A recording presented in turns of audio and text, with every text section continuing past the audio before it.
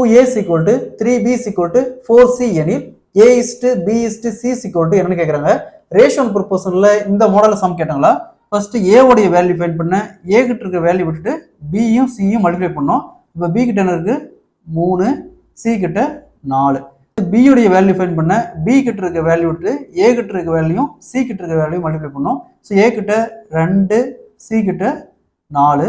So next c உடைய value find பண்ண, c கிட்ட இருக்கிற வேல்யூ விட்டுட்டு a கிட்ட இருக்க வேல்யூ b கிட்ட இருக்க வேல்யூ மல்டிப்ளை பண்ணோம். அப்போ a கிட்ட 2, b கிட்ட 3.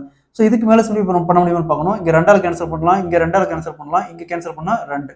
அப்போ 3 × 2 6, இங்கே 4, இங்கே 3. ஸோ இதுக்கு மேலே சிம்பிளை பண்ண முடியாது. அப்போ a is to b is to c is equal to 6 is to 4 is to 3. Option a is the correct answer. So இதே மாதிரி இந்த சம் பாருங்க. 3a is equal to 5b is equal to 6c எனில் a is to b is to c என்னன்னு கேட்டிருக்காங்க. அந்த some ப்ரீவியஸா TNPSC example கேட்டிருக்காங்க.